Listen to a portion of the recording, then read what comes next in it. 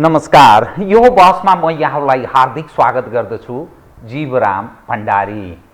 आज यहाँहरू सामुन्ने उपस्थित हुनुहुन्छ प्राध्यापक डाक्टर गोपीलाल न्यौपाने। उहाँ व्यावहारिक अर्थशास्त्री हुनुहुन्छ।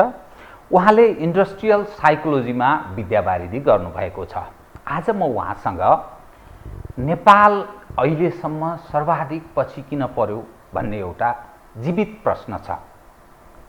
7 सालको राजनीतिक परिवर्तन, 17 सालको एक खालको परिवर्तन पश्चात कता कता देशले अलि बाटो तय गर्न खोजेको जस्तो अर्थ लाग्छ।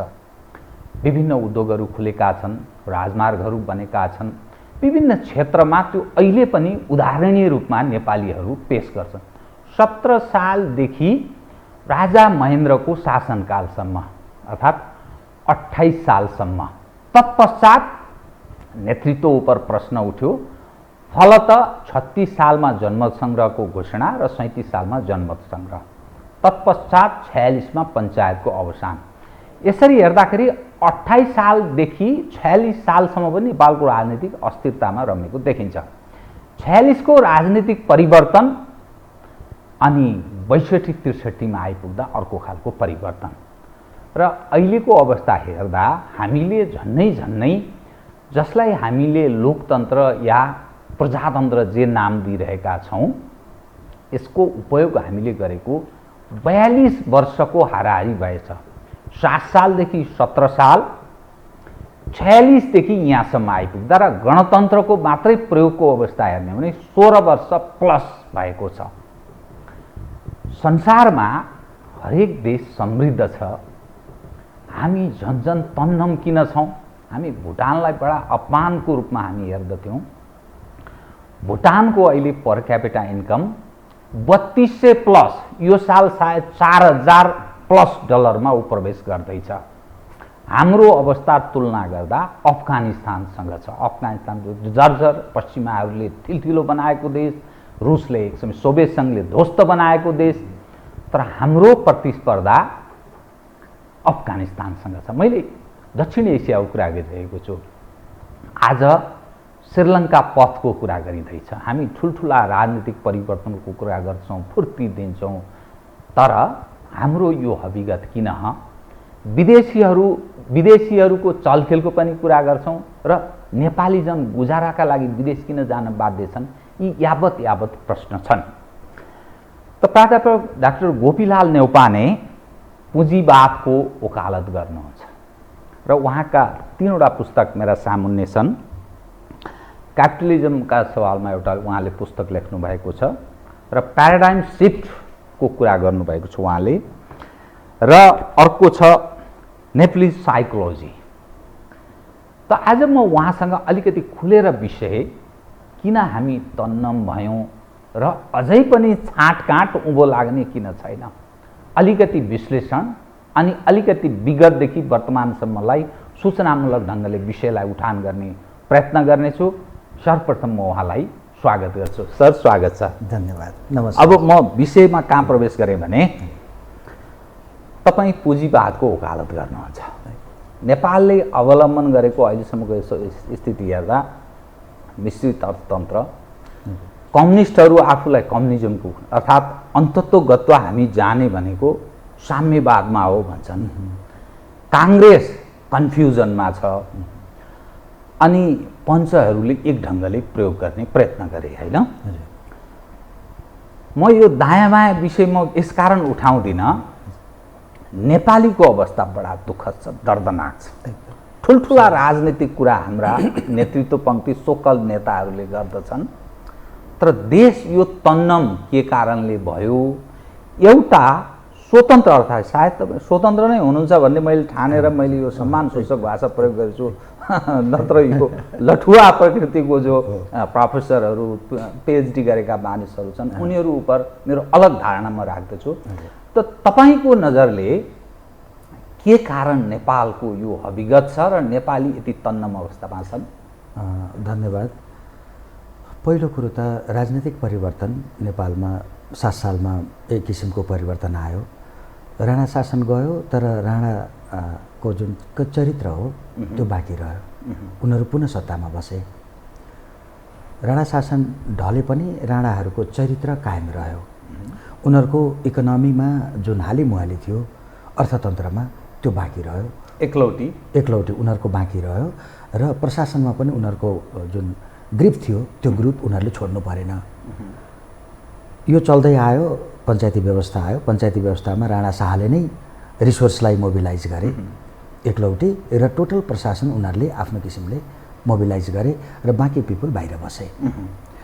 बाँकी पिपुल बाहिर बस्दाखेरि केही मान्छेहरूलाई 7 सालको रिभोल्युसन जसले गरे, नेपाली काङ्ग्रेस र नेपाल कम्युनिस्ट पार्टी जो 7 सालको रिभोल्युसनमा संलग्न भए, उनीहरूले नेपालको प्रचुर मात्रामा रिसोर्स देखेका थिए। यो रिसोर्समा राणा र शाहले मात्र क्याप्चर गरे, यो रिसोर्समा हाम्रो पनि अधिकार हुनुपर्छ भन्ने उनीहरूलाई लाग्यो र उनीहरू कन्टिन्यू आफ्नो सङ्गठन विस्तारमा, शक्ति सञ्चयमा लागिरहे।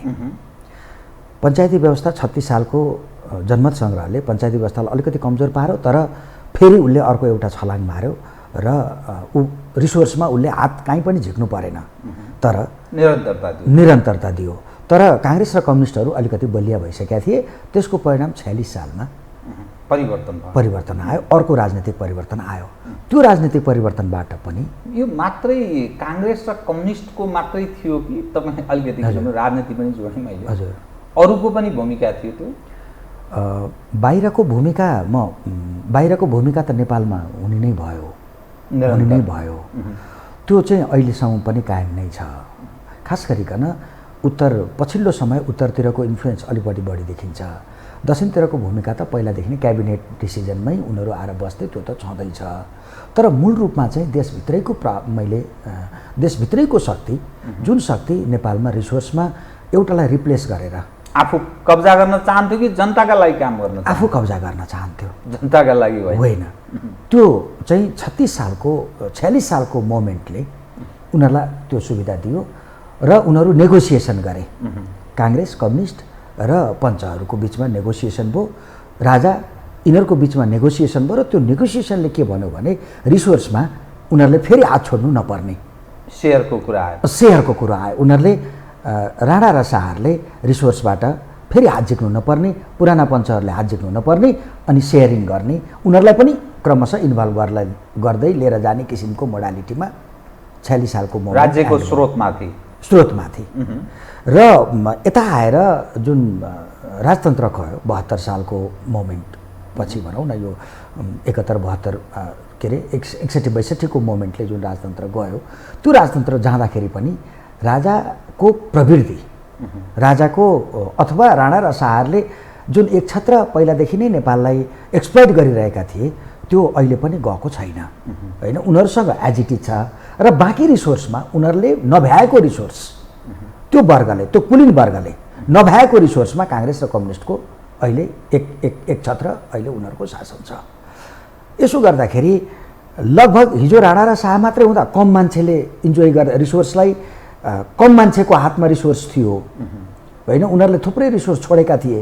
त्यो बाँकी जुन रिसोर्स थियो हाम्रो खोला नाला, वन जङ्गल, होइन, ठेक्कापट्टा, सिंहदरबारको रिसोर्स, होइन, जो 17 खर्ब जतिको बजेट हो, त्यो बजेटमा अहिले काङ्ग्रेस र कम्युनिस्टको हालिमुहाली छ। परम्परागत शक्तिसँग छँदैछ, उनीहरू एक पैसा तलमाथि भएको छैन, उनीहरूको इन्जोयमेन्ट घटेको छैन।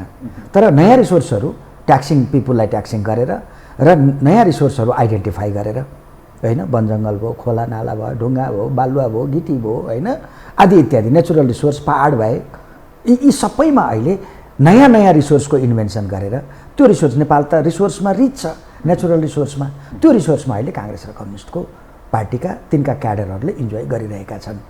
तर विडम्बना के भयो भने उनले ग्रुपको लागि फाइट गरे, किनकि काङ्ग्रेस र कम्युनिस्ट पार्टी भनेको चाहिँ रिङ लिडर हो, यो रिङ लिडरसिप हो, एउटा सर्टन रिङभित्र बस्ने वर्गको नेतृत्व हो अहिलेको नेतृत्व भनेको। त्यसैले बाँकी जनता चाहिँ अहिले पनि केही नपाउने स्थिति, अघि नै तपाईँले हरितन्नम भनेको पिपुलले केही पनि पाउने स्थिति छैन, किनकि स्थिति रहिरहँदा, हजुर, रिसोर्समा पिपुलको जबसम्म इक्वल एक्सेस हुँदैन। कसरी त्यो इक्वल एक्सेस कसरी सम्भव छ? दुईवटा कुरा गर्नु पर्यो हामीले, रिसोर्सको रिडिस्ट्रिब्युसन गर्नु पर्यो। त्यो रिडिस्ट्रिब्युसन पुनः वितरण भने के हो? त्यो पुनः वितरण भनेको जस्तै म एउटा इक्जाम्पल दिउँ, हामीले जग्गा जमिन नेपालमा 70 लाख मानिससँग जग्गा जमिन छैन। 70 लाख मानिस 70 लाखसम्मसँग अहिले 2 करोड 92 लाख मध्येमा 70 लाखसँग छैन। उनीहरू ल्यान्डलेस छन्, होमलेस छन्, उनीहरू टहरा कतै कतै हालेर बस्छन्। र हामीसँग त्यो 70 लाख चान्चुन 25 लाख परिवार भनौँ न, होइन, 25 लाख परिवारसँग जग्गा जमिन आफ्नो छैन। रिसोर्सको रिडिस्ट्रिब्युसन हुनको लागि तिनले जग्गा पाउनु पर्यो।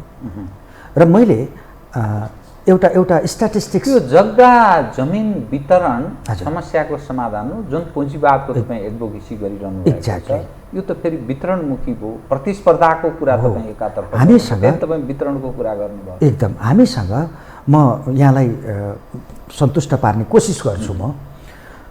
हामी कहाँ 46% जङ्गल छ, तर हाम्रा दुईटा छिमेकी विशाल राष्ट्र दुईपट्टि छन्, तिनीहरूसँग 18 र 20% जङ्गल छ। तिनीहरूलाई इन्भाइरोमेन्टको प्रब्लम छैन। पहिला रुख काटेरै विकास हुने हो, रुख नकाटिकन विकास हुँदैन। रुख काटेपछि इन्भाइरोमेन्टमा प्रब्लम आउँछ र रुखको काठको भाउ बढ्छ। सामान्य सिद्धान्तमा हामी बिहेभियरिस्ट इकोनोमिस्टहरू के भन्छौँ भने रुख काट्छन् मान्छेले, रुख काटेपछि काठको भाउ बढ्छ, रुख घट्छ, काठको भाउ बढ्छ। काठको भाउ बढेपछि नेचुरल्ली फेरि रुख रोप्न थाल्छन् मान्छेले। अर्को डिकेड्समा 1-2 डिकेड्समा फेरि रुखको हराभरापन हुन्छ। त्यसैले विकास गर्दाखेरि रुख अलिकति काटिन्छ, त्यो स्वाभाविकै हो। अब 46% जङ्गल जो हामीसँग छ, त्यो जङ्गलले त्यसलाई सबै हामीले कम्युनिटीलाई ओन गर्न दियो। नेपालको हाम्रो सोसलिस्ट सिस्टमले कम्युनिटी ओनरसिप भन्यो, जो सामुदायिक वनको कुरा, सामुदायिक वन, एकदम सामुदायिक वनलाई हामीले दियौँ। आज त्यो 46% वनबाट हामीले प्रयोग गर्ने डेस्क बेन्चहरू, जो सोफाहरू छन्, ती सबै विदेशी छन्। यहाँको प्रयोग हुँदैन, यहाँको प्रयोग हुँदैन। कहाँ जान्छ त्यो? अर्थात् त्यो के भइरहेको छ? त्यो सडेर जान्छ। किन? त्यहाँ त पिपुलको एक्सेस छैन। पिपुलले त्यहाँ दाउरा, पोलिटिकल नीतिगत हिसाबले यसमा परिवर्तन ल्याउनु पर्छ। एकदम यो सामुदायिक वनको जो भावना छ, यो हामी कहाँ के असफल भयो? असफल होइन, यो गलत हो। गलत हो, यो गलत हो। जङ्गल बनाउन चाहिँ नीतिगत नै यो गलत छ, नीतिगत रूपमा गलत छ। यसले सोसलिजमलाई प्रमोट गर्यो। कसरी सोसलिजमलाई प्रमोट? सोसलिस्ट सिस्टम चाहिँ के हो भने प्राइभेट ओनरसिपलाई ग्रुप ओनरसिपमा ट्रान्सफर गर्ने, ग्रुपलाई दिने हो, कम्युनिटी ओनरसिपमा दिने हो। यसलाई हामी सोसलिजम भनेर भन्छौँ। जो अहिले वनमा एक्सर्साइज भइरहेछ, अनेक अरू थुप्रै कुरोमा एक्सर्साइज भइराखेको छ। यसले के गर्यो त भन्दाखेरि अरू थुप्रै कुरामा भने जस्तै एनटिसी भयो, होइन, नेपाल टेलिकम भयो, विद्युत प्राधिकरण भयो, यी सबै ग्रुप ओनरसिपमा गएका छन्, होइन। यसले के गरायो त भन्दाखेरि ग्रुप ओनरसिपमा जाँदाखेरि, म जङ्गलमा अलिकति जान चाहन्छु, नेपाली जनतालाई त्यसले प्रत्यक्ष प्रभाव परेको छ। दाउरा घाँस गर्न पिपुलले पाएनन् त्यो जङ्गलमा, फलस्वरूप गाउँ गाउँमा ग्यास पुग्यो, है। त्यहाँ घाँस काट्न पाउँदैनन्, फलस्वरूप जन्तुहरू, गाई बस्तु, बाख्रा, भैँसी डिस्प्लेस भए। त्यो गाई भैँसीमा काम गर्ने मान्छेहरू, वर्कर्सहरू जो थिए, ती किसानहरू, तिनीहरू पनि डिस्प्लेस भए, किनकि भैँसी पाल्न पाइँदैन, गाई पाल्न पाइँदैन, बाख्रा पाल्न पाइँदैन, भेडा चलाउने चरण छैन, किनकि सामुदायिकरण गरिदिएको छ। भेडा पनि हाम्रो रहेन। त्यसो गर्दाखेरि हाम्रो मासुको इम्पोर्ट बढ्यो, दुधको इम्पोर्ट बढ्यो, र त्यो लेबर फोर्स जसले कृषि कर्म गर्थ्यो, अन्न उत्पादन घट्यो, किनकि गाई बस्तु नपालेपछि कम्पोस्ट मलको उत्पादन भएन। फलस्वरूप के भयो? फर्टिलाइजर, केमिकल फर्टिलाइजरको, रासायनिक मलको प्रयोग नगरिकन खेती नहुने भयो। रासायनिक मल सरकारले मात्रै व्यापार गर्छ, अरूलाई दिँदैन। सरकारले कमिसन नखाइकन मल ल्याउन दिँदैन। त्यसो गर्दाखेरि तपाईँको नजरमा जस्तो रासायनिक मलको कुरा गर्नुभयो, रासायनिक मल के निजी क्षेत्रलाई पनि दिनुपर्छ? एकदमै। अनि पेट्रोलियम पदार्थ सबै सरकारले, सरकारले गर्ने होइन। मेरो सिद्धान्तले के भन्यो भने, म फ्री मार्केट क्यापिटलिस्ट हुँ। मेरो सिद्धान्तले के हो भन्यो भने सरकारले व्यापार गर्नु हुँदैन। व्यापार गर्दा इन्जस्टिस हुन्छ। म एउटा इक्जाम्पल दिन्छु। विद्युत प्राधिकरणले 4 रुपियाँमा पर युनिटको दरले खरिद गर्छ। प्राइभेट अन्टरप्रेन्योरसँग 4 रुपियाँ, 4.5 रुपियाँ निजी क्षेत्रसँग किन्छ, तर जनतालाई 12 रुपियाँ लगाउँछ। तर भन्दा तेब्बर 4 त्यहाँ 12। नेपालको कानुनले 20% भन्दा बढी नाफा खायो भने त्यसलाई कालाबजारी ऐन आकर्षित हुन्छ, हैन। तर कानुन आफै बनाएर, कानुनलाई धज्जी उडाएर स्टेटले व्यापार गर्दाखेरि 300 गुणा उपभोक्ताले बढी तिर्नु पर्यो नि। सरकारले सिटामलको भाउ तोक्छ। हामी कहाँ औषधिको भाउ सिटामलले, नेपाल ड्रग एडमिनिस्ट्रेसन भन्ने एउटा संस्था छ, औषधि व्यवस्था विभाग, त्यसले भाउ तोक्छ। भाउ तोक्दाखेरि कमिसन खाएर ब्युरोक्रेसीले भाउ तोक्छ। 1 रुपियाँ पर्ने सिटामलको 1 रुपियाँ पर्ने पेन्टअप भनौँ न, यो ग्यास्ट्रिक हुँदाखेरि खाने, त्यसको मूल्य 10 रुपियाँ पर्छ अहिले।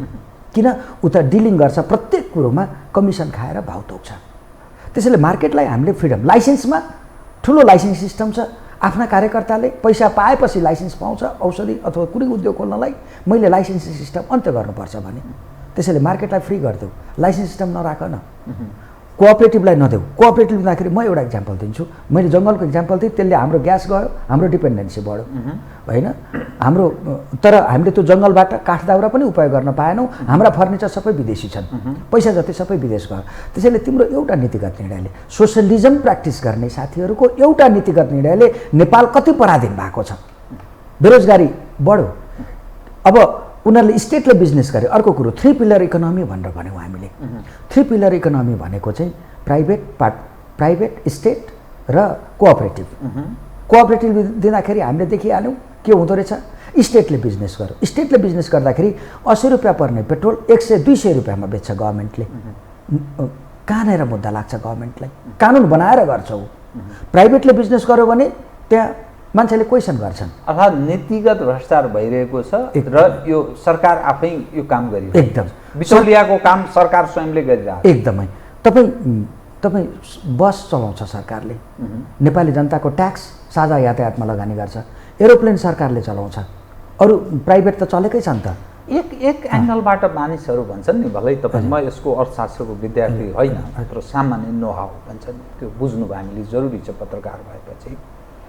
त व्यक्तिले सबै व्यक्तिमा केन्द्रित भएपछि भोलि त्यो पुँजीपति सम्पन्न हुन्छ अनि उसले यस्तै जसरी अहिले सरकारले गरिरहेको छ त्यही ढङ्गले उसले प्रयोग गरिदियो भने के हुन्छ? भोलि त्यसलाई कसले कन्ट्रोल गर्नु सक्छ? एकदमै।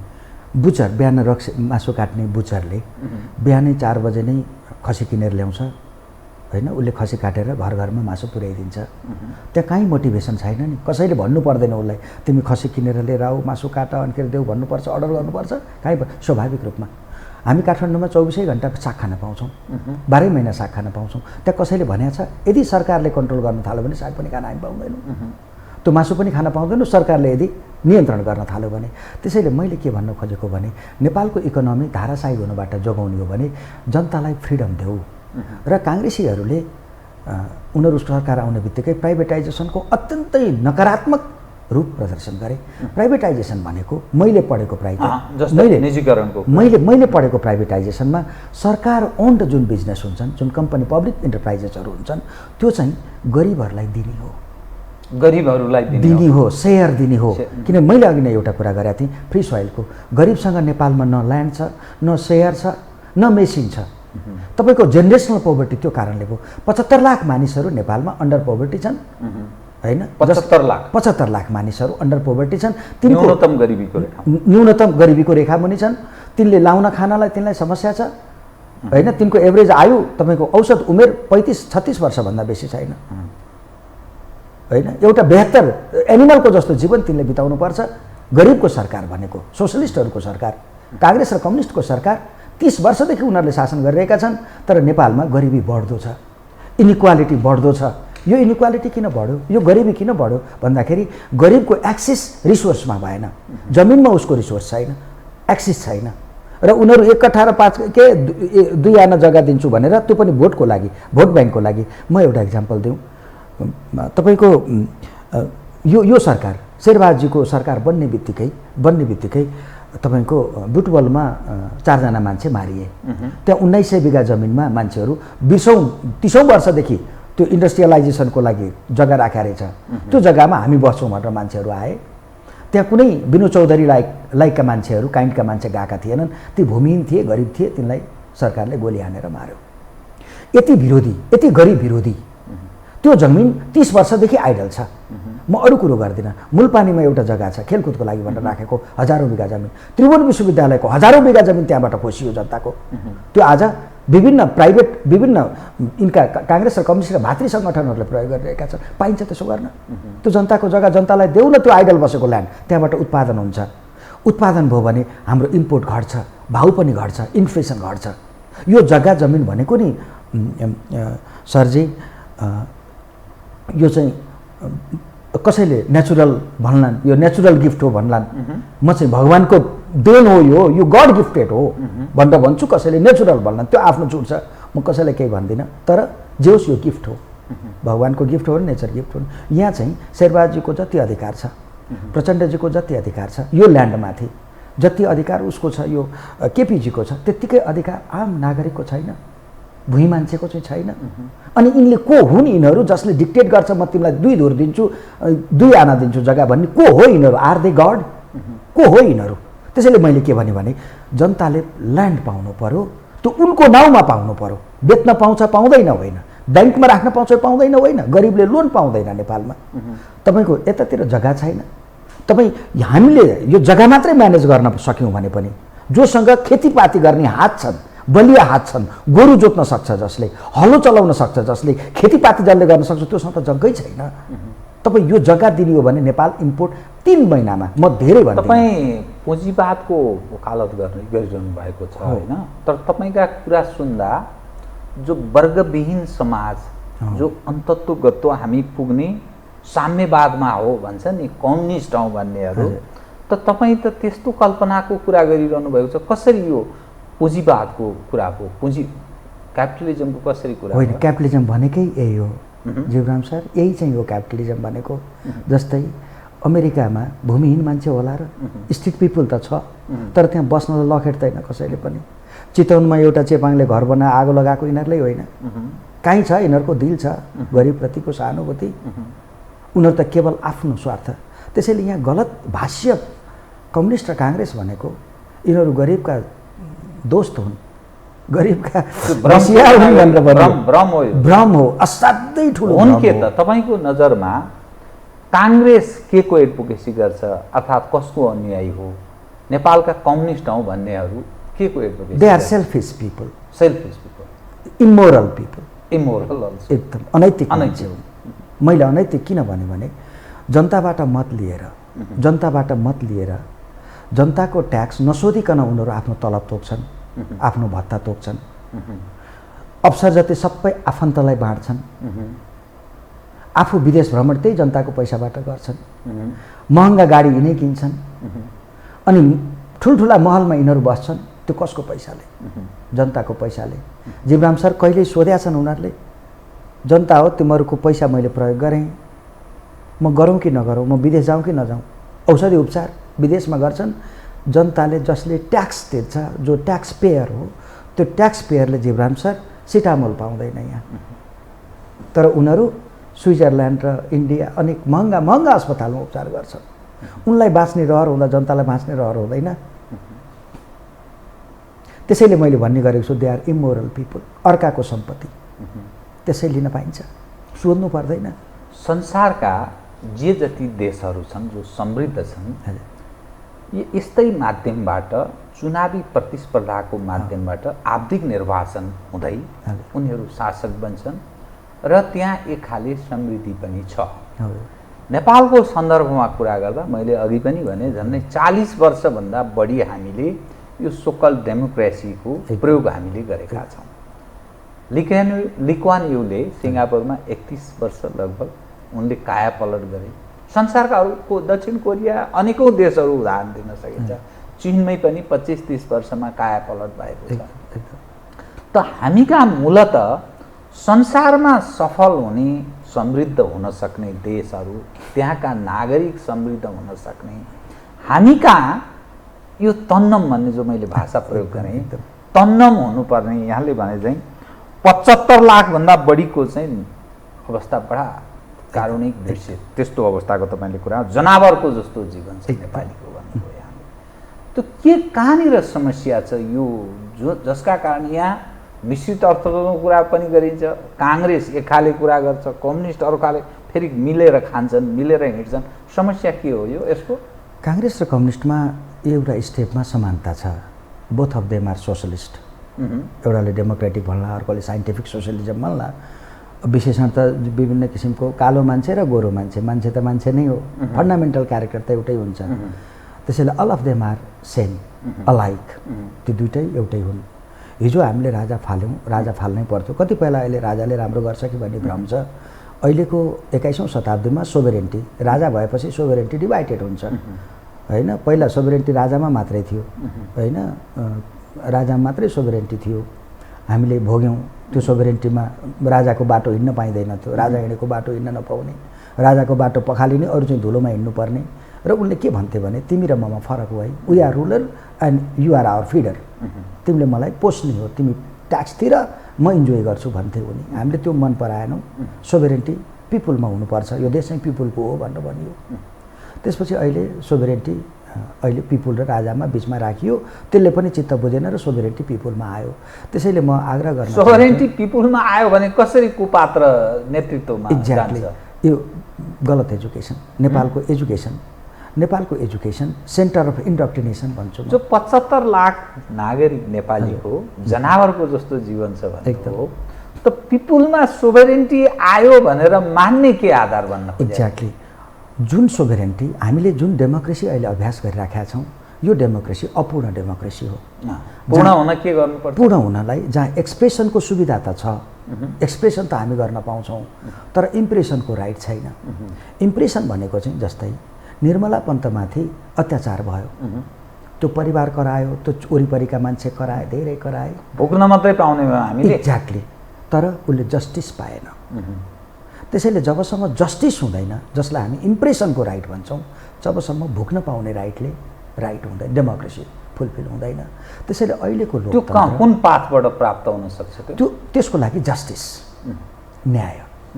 म भोक लाग्यो भनेर भनेपछि भोक लाग्यो भन्ने मान्छेले, म भोकको छु भन्ने मान्छेले म भोकको छु भन्न पाएर पुगेन, उसले खान पाउनुपर्छ। राज्य सञ्चालनका प्रमुख पक्षहरू नि हजुर जनताबाट निर्वाचित हुने जनप्रतिनिधि छ, अर्थात् संसद छ, त्यस राज्य सञ्चालन गर्ने कार्यपालिका छ, अनि न्यायपालिका पनि छ।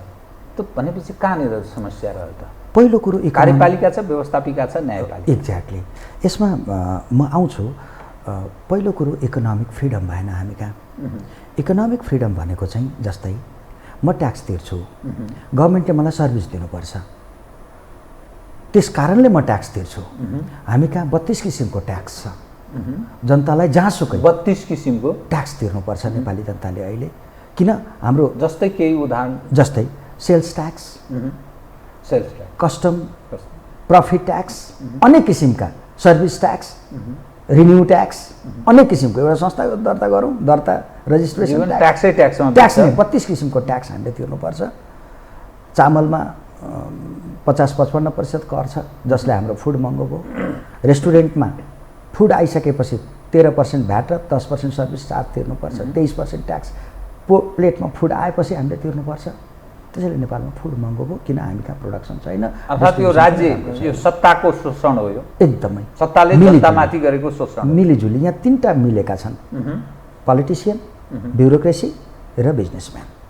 यो 3टा अलिगार्क्सहरू एउटै मान्छे एकैचोटि ऊ माओवादी बन्छ, एमाले बन्छ र काङ्ग्रेस बन्छ र स्रोतको दोहन गर्छ। हुन् एउटै मान्छे हो, एउटै चरित्र, ठुला व्यापारी, एकदमै तुलोमा जोक्दाखेरि एकै हुन्, काङ्ग्रेस, एकदम कम्युनिस्ट, सबै। उनलाई के पनि फरक परेको छैन नि।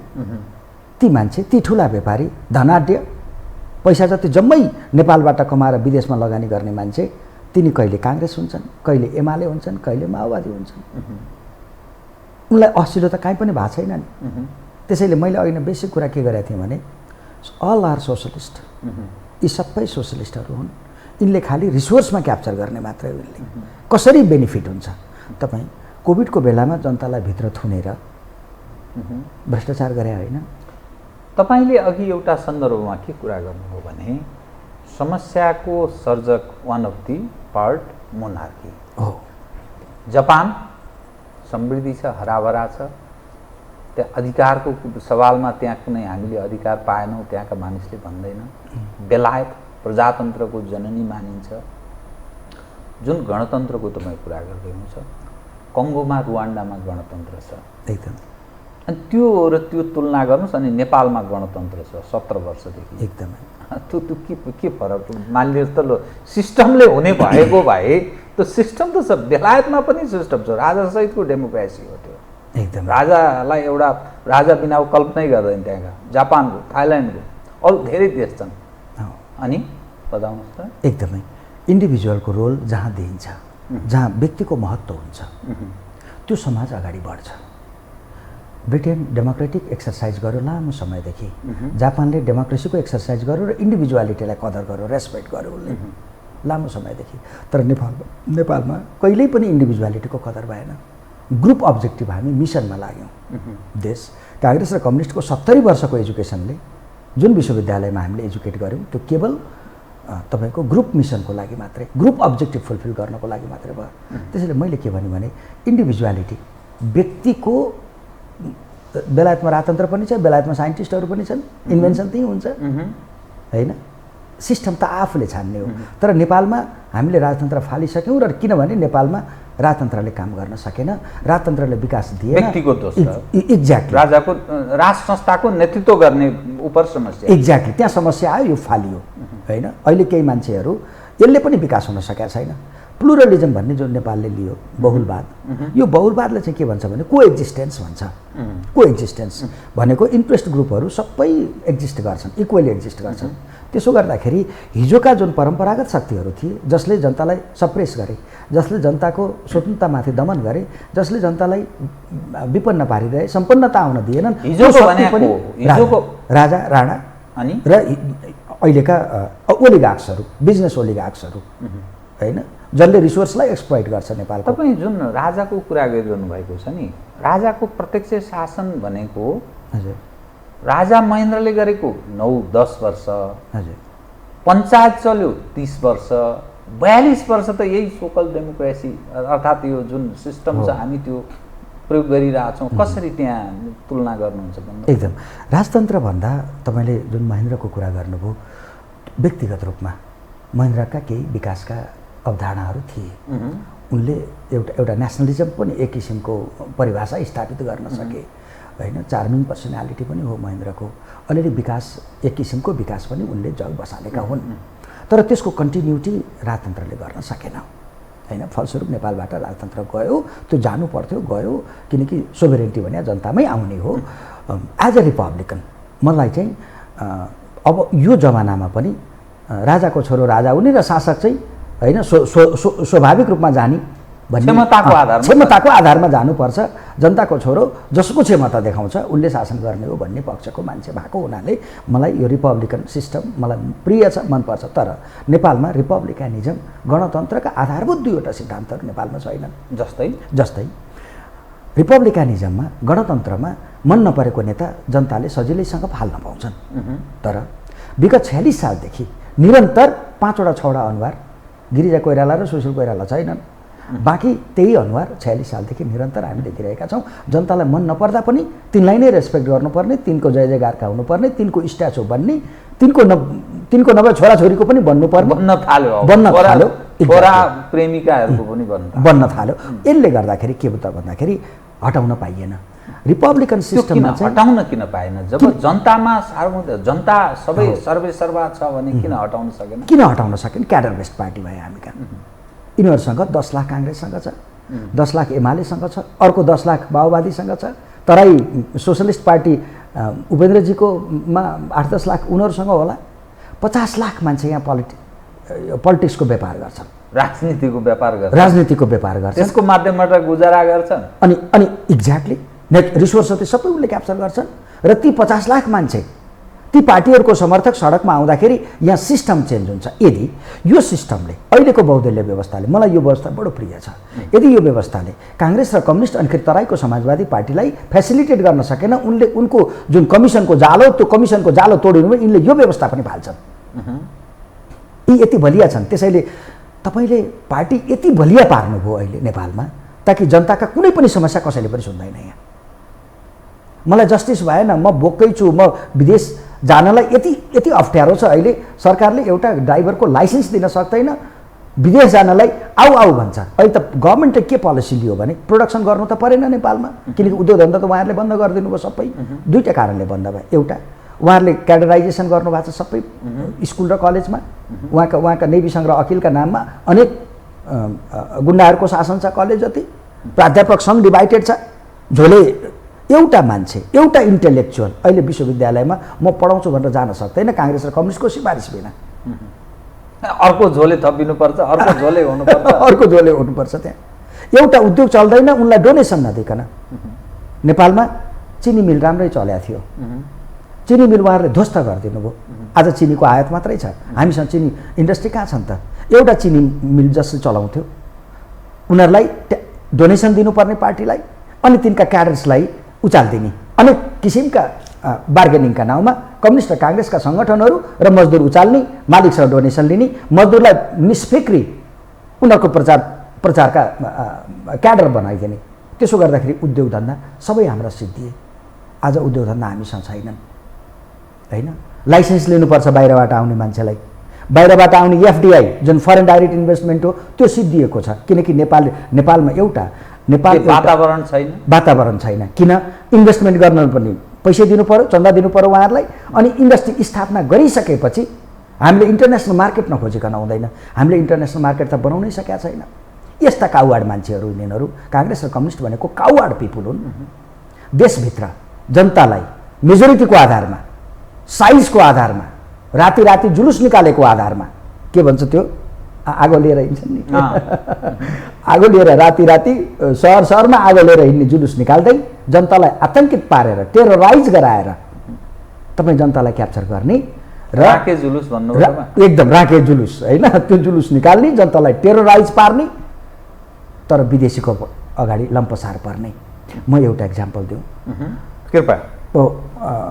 एकजना मान्छे सुदूरपश्चिममा धामी थरका एकजना मान्छे नागरिक इन्डियनहरूकोले तुइन काटिदियो, झऱ्यो। एउटा मन्त्री बोल्यो, एउटा प्रधानमन्त्री बोल्यो, त्यसपछि त दुईटा प्रधानमन्त्री चेन्ज भइसके त।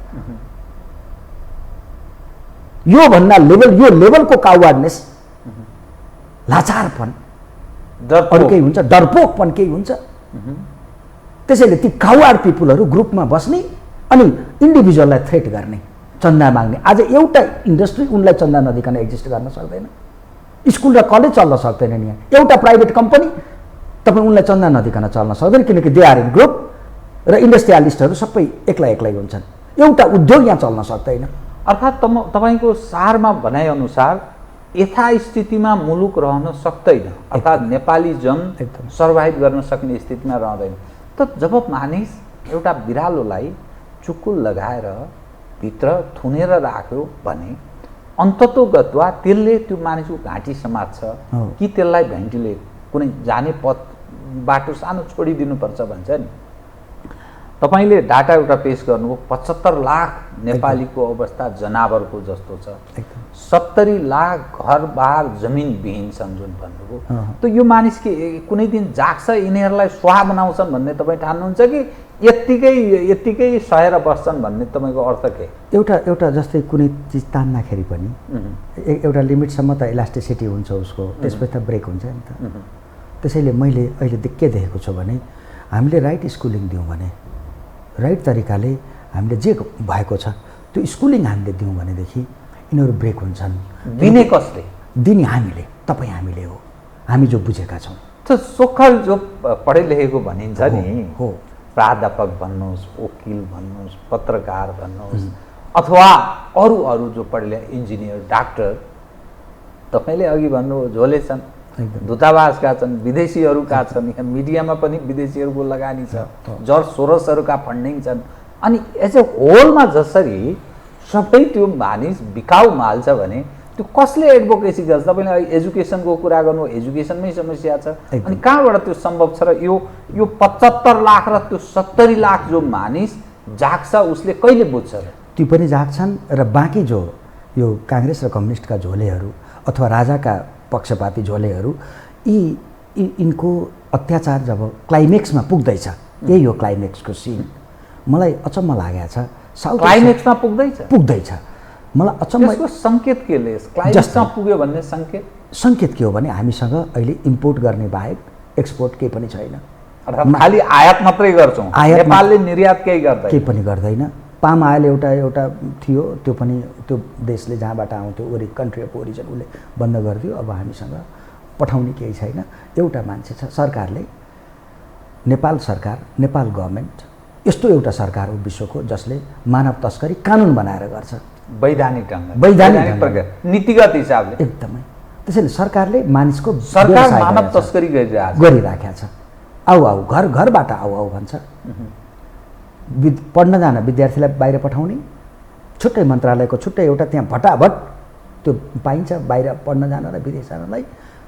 लगभग 22-23 हजार विदेश जाँदा रहेछन् अस्ट्रेलिया मात्रै सामान्य विषय पढ्नलाई। 500-700 4-5 हजार मेडिकल पढ्नलाई बाहिर जाँदा रहेछन्। नेपालमा एउटा मेडिकल व्यवसायीले बाहिर लगानी नै गर्ने भयो, उनले त्यहाँको होइन सुनको लट्ठी नै दिएर उनलाई बाहिर लिएर जाने भयो, लगानी त्यता जाने भयो। त्यसैले नेपालमा के पनि खोल्न नदिने, नेपालका युवाहरूलाई बाहिर पठाउने र तिनले कमाएको पैसाले आफू इन्जोय गर्ने र तिनका बाबुआमालाई चुप्प लागै भनेर सोसल सेक्युरिटीको नाममा अलिकति पैसा बाँड्ने अहिले नेपालको सरकारको काङ्ग्रेस र कम्युनिस्टको नीति यो रह्यो। म यसको विरोधमा, म यसको अन्त्य गर्न चाहन्छु। नेपालमै पढ्ने व्यवस्था हुनुपर्छ। त्यसको निम्ति मैले एजुकेसन फ्रिडम, जसरी मैले इकोनोमिक फ्रिडम निःशुल्क होइन। एजुकेसन शिक्षा भनेको चाहिँ पब्लिक गुड्स हो, यो प्राइभेट गुड्स हो। यो इच्छा लाग्नेले डाक्टर पढ्छ, इच्छा लाग्नेले इन्जिनियर पढ्छ, इच्छा लाग्नेले म्यानेजमेन्ट पढ्छ, यो उसको इच्छामा भर पर्ने। त्यसैले यसलाई प्राइभेट गुड्सको रूपमा विकास गर्नुपर्छ, जसरी अस्ट्रेलियाले गर्यो। ठुलो रेभिन्यू जेनेरेट हुन्छ। हामीले 2 खर्ब जति लगभग एजुकेसनमा लगानी गर्दा रहेछौँ। पब्लिक एजुकेसनमा भाग लाउने पब्लिक एजुकेसनका विद्यार्थी र पब्लिक एजुकेसनको हाम्रो इन्भेस्टमेन्ट हेर्ने हो भने लगभग 70,000 एउटा विद्यार्थीलाई खर्च हुँदो रहेछ, 70,000। तर आउटकम त आएन नि त। अनि अर्को कुरा, यो नेपालको एजुकेसन जुत्ता कारखाना जस्तो भयो। मेचीदेखि महाकालीसम्म जस्तै एउटै जुत्ता निस्किन्छ एउटा कारखानाबाट, एक किसिमको जुत्ता एउटा डाइमा हाल्यो भने एउटै जुत्ता निस्किन्छ। त्यसै गरिकन हाम्रो विश्वविद्यालय स्कुल मेचीदेखि महाकालीसम्म, हिमालदेखि तराईसम्म एकै किसिमका मान्छे जन्मे, एकै किसिमका मान्छे। There is no variety. मैले भने भेराइटी देऊ। भेराइटी दिनको लागि सिलेबस स्कुलले बनाऊ, कलेजले बनाऊ, कलेज खोल्न देऊ, स्कुल खोल्न देऊ, लाइसेन्सको व्यवधान नगर। गाउँ गाउँमा नर्सिङ कलेज पुग्छ, गाउँ गाउँमा हस्पिटलहरू पुग्छन्। तिमीले किन लाइसेन्सको व्यवस्था गरेको? लाइसेन्स खारेज गरिदेऊ। इन्जिनियरिङ कलेज पुग्छ, भेटनरी कलेजहरू पुग्छन्, म्यानेजमेन्टका कलेजहरू पुग्छन्। तिमी को हो डिक्टेट गर्ने? प्रत्येक नागरिक इक्वल हो। त्यो कुन माध्यमबाट त्यो ठाउँमा प्रवेश गर्न सक्छ? यो भने फ्री मार्केट, फ्रिडम, लिबर्टी। त यसको अर्थ काङ्ग्रेस लामो समयदेखि त्यो चाहँदैन, कम्युनिस्ट लामो समयदेखि त्यो चाहँदैन, उनीहरूको कब्जामा छ देश। यसको अर्थ के विद्रोहको तपाईँ सम्भावना? म यसो बिहान हिजो साँझ र आज बिहान म श्रीलङ्काको दृश्य हेर्दै त्यहाँको राष्ट्रपति भवन कम्प्लिट कब्जा गरेको छ। राष्ट्रपति भागिसकेका छन् ज्यान बचाएर। त्यहाँका प्रधानमन्त्रीको निवासमाथि आक्रमण भएको छ अर्थात् आगो लगाइएको छ। र त्यहाँ एज अ होलमा यस्तै यहाँका जस्तै काङ्ग्रेस कम्युनिस्टका नेता हो भनेर कोही बोल्न सक्दैन, भयो कि पिटेका छन्। त्यहाँ मानिसले रगतको खोलो बग्यो, अर्थात् जनताको कब्जामा त्यहाँ एज अ होल स्टेट गएको छ। के तपाईँ त्यस्तै कल्पना गर्दै हुनुहुन्छ नेपाल त्यो पथमा जाँदैछ? एकदमै जान्छ। यो सम्भावना मैले असाध्यै प्रचुर मात्रामा। के कारणले? कसरी भने हाम्रो देशको सम्पन्नता हुनको लागि तपाईँको पिपुलले व्यवसाय गर्न पाउनुपर्छ। व्यवसाय जति जम्मै गभर्मेन्टले गर्छ। यहाँ 60% व्यवसाय गभर्मेन्टको छ, 30% ओलिगार्क्सको छ र 10% मात्रै यही सानातिना टेलिभिजन हामीले चलाएका जस्ता। यो पनि सरकारकै छ नि। टेलिभिजन पनि सरकारले चलाउँछ, बस पनि सरकारले चलाउँछ होइन। रियल इस्टेटको कारोबार पनि सरकारले गर्छ, उद्योग औषधि पनि सरकारले उद्योग चलाउँछ र अरूको उद्योगको भाउ आफू तोक्छ, अर्काको सम्पत्तिको भाउ आफू तोक्छ। त्यसैले यो नितान्त गलत दिशामा काङ्ग्रेस र कम्युनिस्ट यी सिद्धिनुपर्छ भन्छु म। जबसम्म काङ्ग्रेस र कम्युनिस्ट यो देशबाट यो सिद्धान्त सिद्धिँदैन, मेरो प्रब्लम पिपुलसँग होइन, मेरो प्रब्लम आई रेस्पेक्ट देम। म उनीहरूलाई सम्मान गर्छु, तर तिनले लिएको बाटो, तिनले लिएको जुन फिलोसफी छ, त्यो दर्शन छ, त्यो दर्शनले नेपाललाई समाप्त गर्ने हो, श्रीलङ्काकै बाटोमा जाने हो। पिपुलसँग पैसा छैन अहिले। पिपुल त बाहिर नगइकन खान पाउँदैन यहाँ, मैले देखेको छु। यो एउटा चिज बताइदिनुहोस् त, नेपालमा एउटा प्लानिङ कमिसन भन्ने एउटा झल्लरी संस्था छ, त्यो लामोदेखि जल्ला संस्था छ। त्यहाँ कार्यकर्ताको भर्ती केन्द्र छ। तर त्यहाँ देखिँदा यसो हेर्दा विद्यावारिधि गरेको मानिस पनि देखिन्छ, पश्चिमा देशहरूमा पढेकै धेरै जसो कब्जा गरेर देखिन्छ।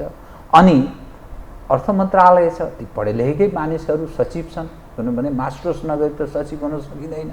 त्यसै गरी अरू पनि जो शासक प्रशासकहरू छन्, शासन प्रशासनमा रहेका, ती पढे लेखेकै देखिन्छ। तिनको बुद्धिमा के धमिरा लागेको अथवा भाइरस पसेको छ भन्ने मान्ने कि अथवा के कारणले उनीहरू यो सारा जो तपाईँ समस्या देखिरहनु भएको छ, अरू देखिरहेका छन्, उनीहरू देख्दैन कहाँनिर समस्या हो यो? उनले देख्दैनन् किनभने उनको बुद्धिमा गोबर छ, म देख्छु। मेरो आँखाले यो जनताको समस्यालाई देख्छु म, अनि यसको समाधान पनि देख्छु म। यदि होइन भने जसरी आज श्रीलङ्कामा देश चाहिँ यो आज ढल्ने, भोलि ढल्ने, तेस्रो ढल्ने, चौथो दिन अलि अप्ठ्यारो पर्ने हुँदैन। जस्तै इम्पोर्ट ठ्याक्कै समस्या आयो त्यहाँ श्रीलङ्कामा। फरेन करेन्सी सकियो, रिजर्भ छैन, पैसा सकियो, किनकि अब उसले सोसल सेक्युरिटीमा असाध्यै धेरै पैसा खर्च गर्छ श्रीलङ्काले। ह्युमन इन्डेक्स त साउथ एसियामा सबभन्दा राम्रो थियो उसको, होइन?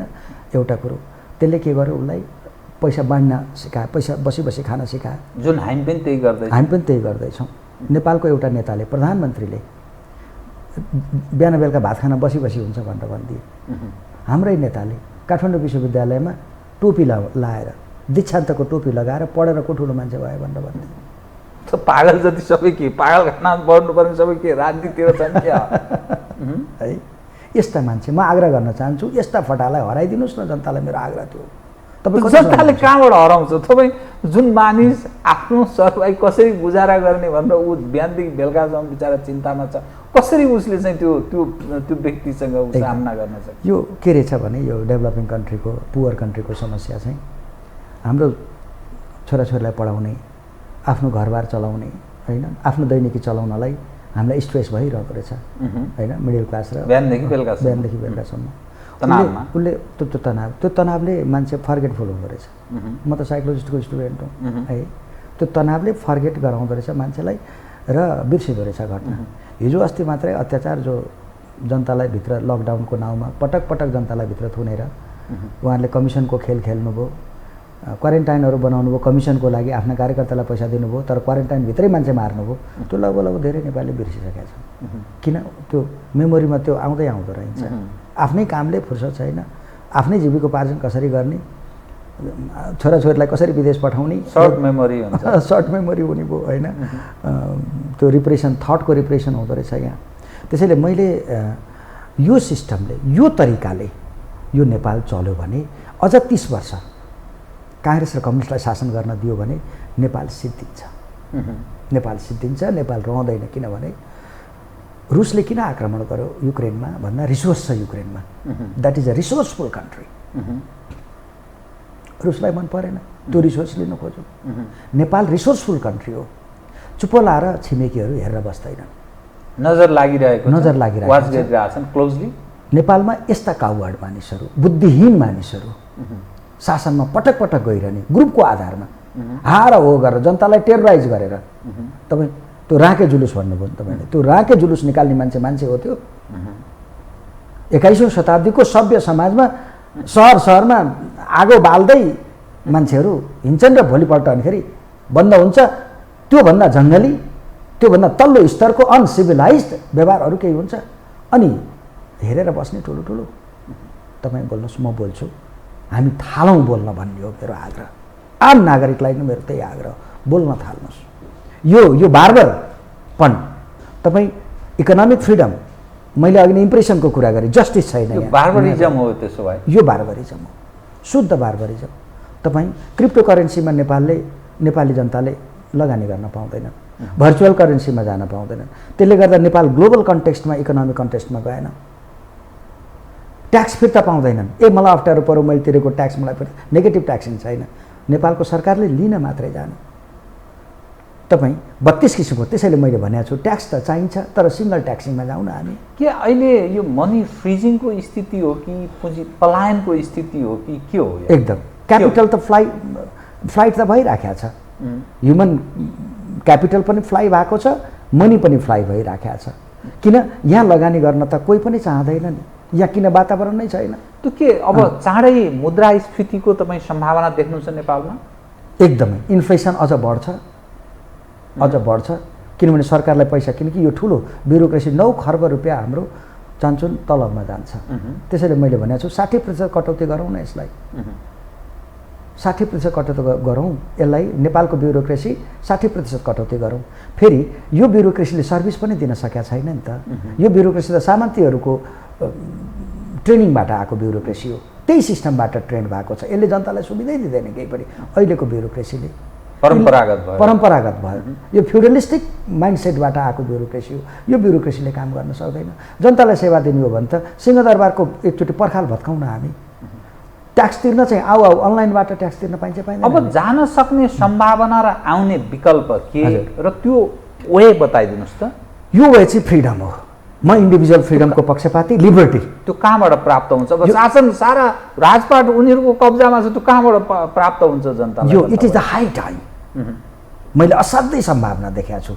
नेपाल अब फ्रिडममा गएरै छोड्छ, किनकि अहिले यिनीहरू बोल्न सक्दैन। नेपाली लिड कसले गर्छ? जो सुविधा, जो पोलिटिक्स गरिरहेको ठानिरहेका छन्, त उनीहरू सारा चिज यसैमा इन्जोय गरिरहेका छन्। कसले लिड गर्छ? कसले?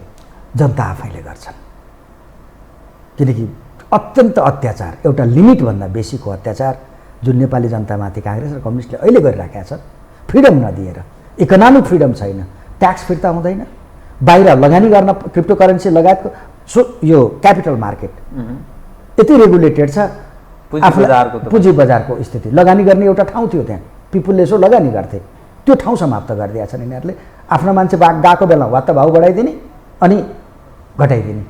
सरकारले रेगुलेट गर्यो। क्यापिटल मार्केट भनेको मार्केटले डिसिजन गर्ने, त्यसको इकोनोमिक रुल छ, त्यो चल्ने। त्यसैले जहाँ जहाँ जनताका पैसा जाने चिज हो, जनताको गोजीमा पैसा जान्छ भनियो, त्यहाँ सबै ठाउँ बन्देज गरायो। यो अब लामो यो चल्न सक्दैन, यो चल्न सक्दैन, यो तरिका चल्न सक्दैन। यदि यही तरिका चल्यो भने 20 वर्ष पुगेको एउटा नेपाली पनि नेपालमा बस्दैन। 20 वर्षसम्म यस्तै चल्ने हो, यही शासकहरू चलिरहने, यही सिस्टम चलिरहने हो भने नेपाली रहँदैन। मैले त्यसो भनिनँ। मैले के भने यदि यही शैलीमा देश गाइड हुने हो भने, यही उहाँहरूकै फिलोसफीमा यो देश गाइड हुने हो भने 20 वर्ष उमेर पुगेको एउटा नेपाली पनि नेपाल बस्दैन। 20 वर्ष उमेर पुगेको, +2 पास गरेको एउटा नेपाली पनि नेपाल बस्दैन। यो सिनियर सिटिजन र बालबालिकाको एकदमै देश मात्रै एकदमै। किन उहाँहरू त्यो चाहनु पनि हुन्छ। प्रोफेसर साहब, म तपाईँसँग अरू कुरा गर्न चाहन्थेँ, तर समयले मलाई यतिसम्म साथ दियो। कार्यक्रममा आइदिनु बहुत धन्यवाद। तपाईँलाई पनि धेरै धेरै धन्यवाद जीवराम सर। नमस्कार। आदरणीय दर्शकवृन्द, उहाँ हुनुहुन्थ्यो प्राध्यापक डाक्टर गोपीलाल न्यौपाने। उहाँ अर्थशास्त्री हुनुहुन्छ। देशको समग्र आर्थिक अवस्था र अब हुन सक्ने सम्भावनाका बारेमा अलिकति विश्लेषण, अलिकति सूचनामूलक ढङ्गले विषयलाई पेश गराउने प्रयत्न भयो। म सहित मेरो सम्पूर्ण युनिटलाई कार्यक्रमबाट बिदा दिनुहोस्, तर यो हो टेलिभिजन हेर्दै रहनुहोला। नमस्कार।